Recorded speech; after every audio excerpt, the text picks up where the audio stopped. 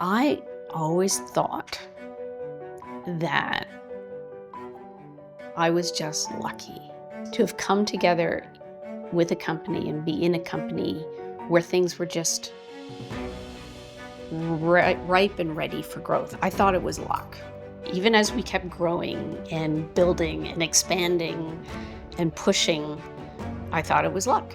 Anybody could run this business and it be successful. And then I sold it. And I watched the new owners tank it in the space of months. It just turned around and just started doing a spiral right into the ground. And that's when I realized it wasn't luck. Oh, I'm definitely grateful that my father came to me and trusted me to take on Norwood. Obviously, it was, as I say, it was one of the two biggest privileges of my life. It's not just the money that flows from it and the success from a financial perspective. It's the learning that and the experiences that I've had simply running a business, being a leader, leading people. How in heaven's name do you do that? I started by simply looking around thinking, well, that looks like an opportunity, or that looks like it could use some improvement. And I evolved as the company evolved. Where I eventually got to, though, in the last number of years at Norwood, I could see the potential of where it could go.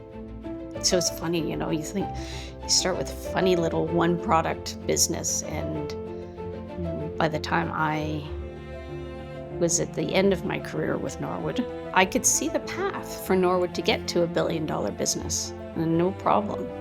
And that was my goal, and I was going for it big time, and that's where we were headed.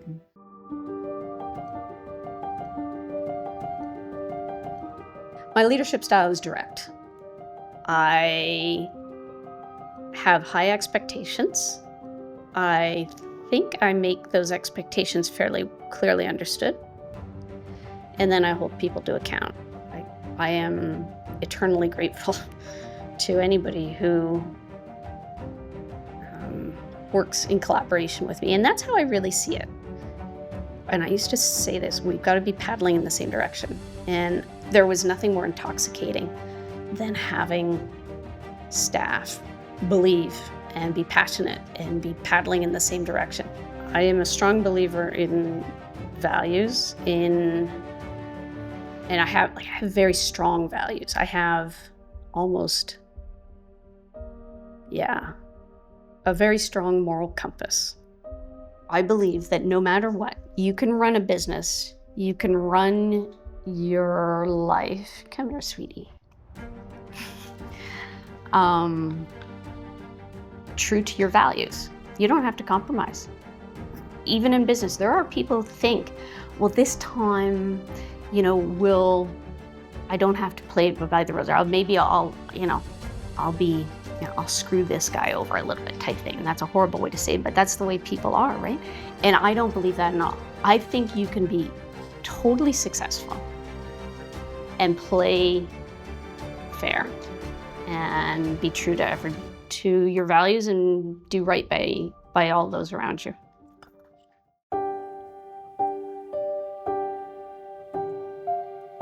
Norwood was growing at an exponential growth rate. So 10%, then being 14% a year, then 18%, then 24, 25, 35%. And by the time I sold the business, we were around the 90% growth rate.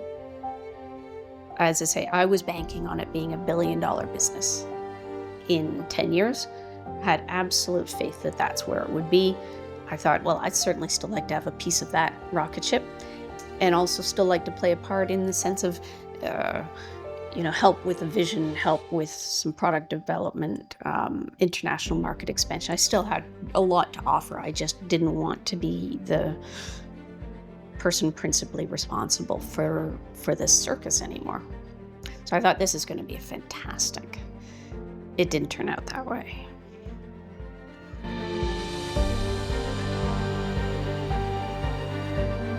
When they bought the place, the rocket ship as I called it, the golden goose, laying the golden eggs. I was absolutely keen as can be to continue to be involved. And they had the person who was responsible for leading this business to exponential growth rates. And they absolutely shoved me out of the way. And it's so irrational. It just makes no sense. But the person who proven growth, and I think, you know what? I think they thought I lucked out too. I think that they thought that that company was going to grow no matter what. And here was this little blonde girl in Canada who somehow managed to do it. And so it had to have been luck. Within 3 months of the transaction, I could see the sales starting to tip over from an upward trajectory to leveling out. And then certainly within 6 months, the writing was on the wall. The acquisition was finalized late 2021. By March of 2022, I told the senior leadership that we would run out of cash by July. So that was 4 or 5 months post-acquisition. I saw that we were spending beyond our means. And we could all see demand dropping at that point. And so it became obvious very quickly. And I actually stepped out of the finance role by the end of May because it didn't matter what I said. It didn't matter what I did. I knew that there was nothing I could do at that point. All I can say is it was arrogance of the highest magnitude that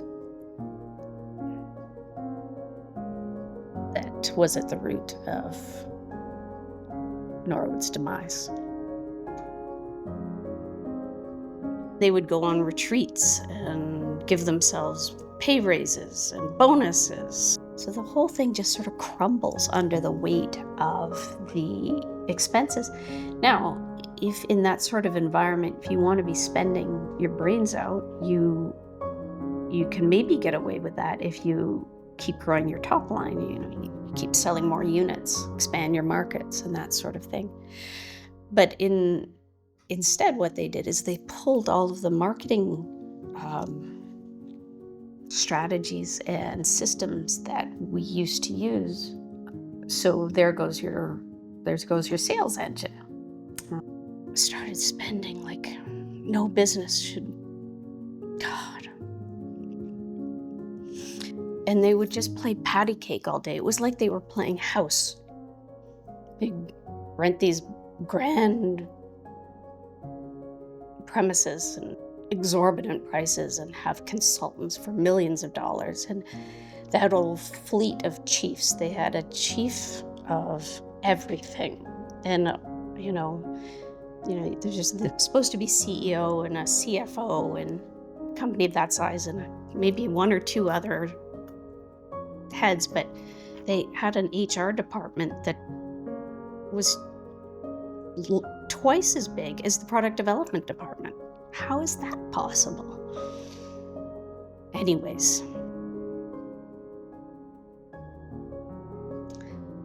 they sucked it dry. It's inevitable, of course, at that point. The writing's on the wall.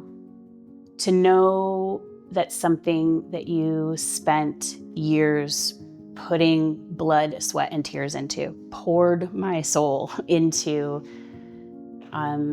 getting that company where it was, just being part of that story and knowing what we had built and the foundation we had built and the opportunities that were available for that company, to know that someone who thought they knew better took it and was able to so quickly turn it into something else and move it so far backwards is heartbreaking. And there has been a real process of grief, and to know that we had the company in a position when it was sold to do such amazing things, such huge opportunity if the right folks stayed involved.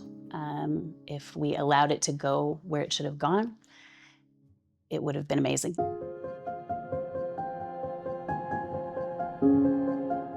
Anybody who is familiar with where Norwood was and familiar with the story, it's almost incomprehensible. And people say, they almost say, don't believe it. Like, as though that I must be making it up. And I felt powerless to do anything. I couldn't do anything to stop them making the decisions they were making.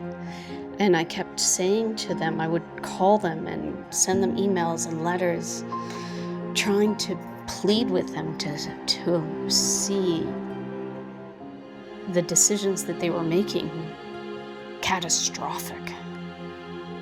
I should have taken more control over the process than the first occasion. If I could go back and give myself advice, and this is something I didn't do well enough. I thought I did.